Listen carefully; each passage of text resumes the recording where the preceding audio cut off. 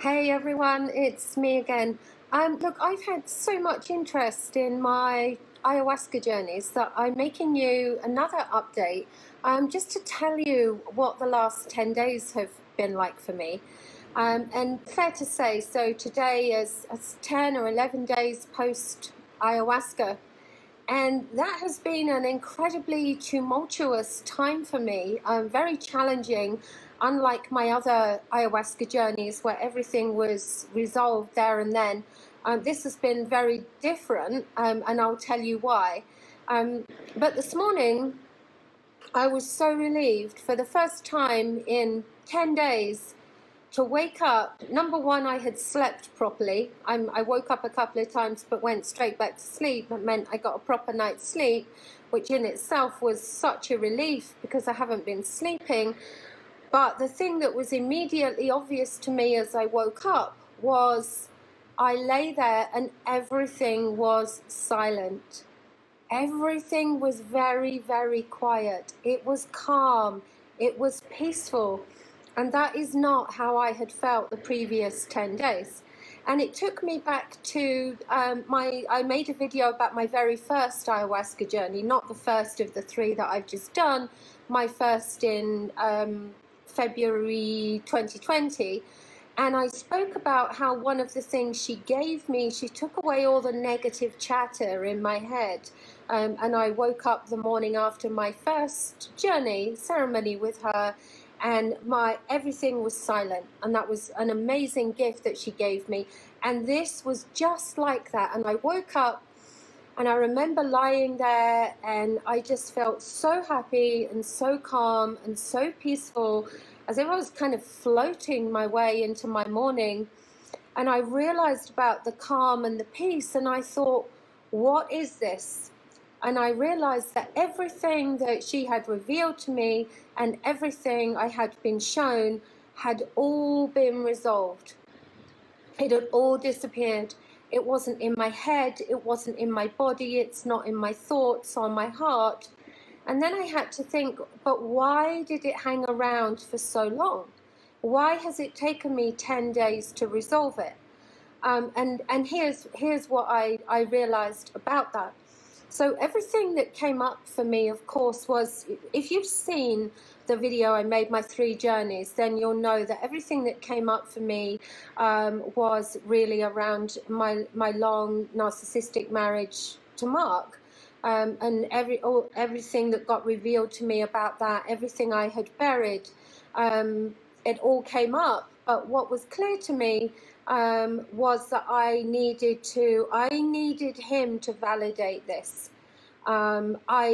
I felt part of me, because obviously this is what happens, part of me was concerned that it wasn't real, it wasn't true.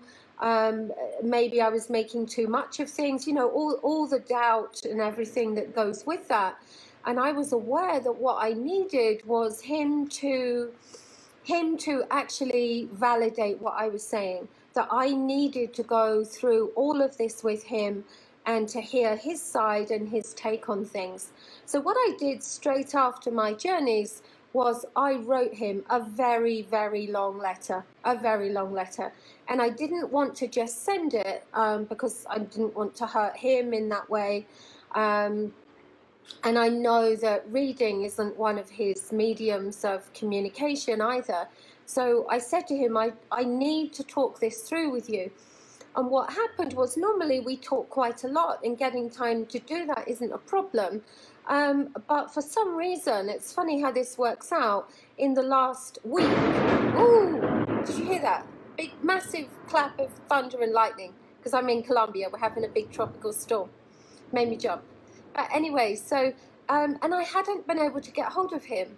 And then we finally agreed that my Monday morning, his Monday night, we would take the time and we would go through this.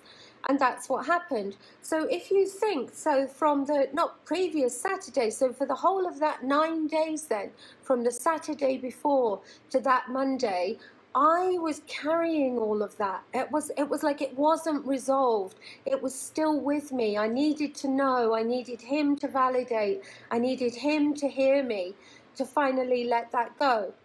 So we finally got to do that on Monday, and I read him my very, very long letter. Obviously he knew about what I'd recorded for Facebook.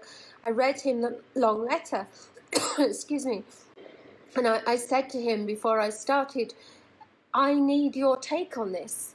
And he said, well, no, it's your perspective. You just tell me and I'll just listen. And I said, no, I actually need to hear from you that this is how things were, that I haven't got this wrong, that I haven't made this up. I need you to validate this for me to be able to let this go. So I read him my letter, and then at the end, I just sobbed and sobbed and sobbed when he said to me, he said, I can't say anything because there's nothing to argue with, because what you've written and what you've said to me is as it was. Would I do it again that way? No. Am I a different person now? Yes. Am I desperately and dreadfully sorry? Yes. And we had this real and honest conversation. And I managed to say to him, through all the tears, thank you for validating me. None of this has ever been validated. I have never been able to express or to feel or for these things to be real. And it changed everything when he validated everything I was thinking and feeling. So that was Monday morning for me, and then obviously Monday was a very difficult day, and I'm sure Monday night and Tuesday was for him too.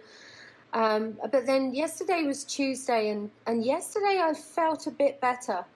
I could tell that it wasn't hanging around so much, that it was clearing, that I felt lighter, I felt happier, and I realized that it was because I'd been able to have this honest and truthful conversation with Mark, and that he had completely validated what I was saying, and I realized how important that was. And then I woke up this morning, this is like 48 hours after that conversation, and it has all completely gone. There's none of it in my head. There's no blame, there's no lack of forgiveness, there's no stories about what was what and why this happened. It's silent. It's absolutely silent. It's not in me, it's not around me, it's gone. It's absolutely, totally healed. I don't know how else to say it. It just is not present any longer. And that is the peace and the calm that I am feeling today, that I'm just so grateful for. And I did say to Mark, I would love nothing more than him at some point to experience this healing too. And I really do hope that when Australia, I know he said at the moment he doesn't want to, and we can never make anyone else do something they don't want to do, especially when it comes to changing and healing.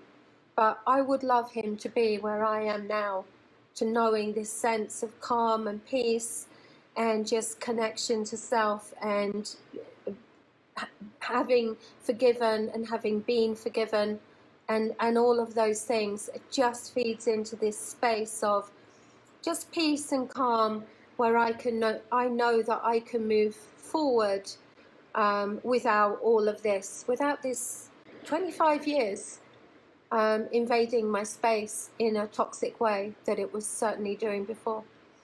So I just wanted to share that with you, because I know for those of you who are thinking of doing this, those of you who are following my journey, it's really important that you understand all of these aspects of what this can be, what can be achieved, but also the things that might happen, that everything might not get resolved immediately. And of course, this is why we do the integration work. I'm lucky I was able to do this by myself and with the support of a couple of very great friends who also work in this space. But not everyone has that. So, but anyway, the healing power of ayahuasca, what can I say? Totally, that and hypnotherapy have totally changed my life, and I don't doubt that I wouldn't be here today without either of those things. So Okay, well, thanks for listening, and I'll post this so that you can watch. Thank you, everyone. Bye.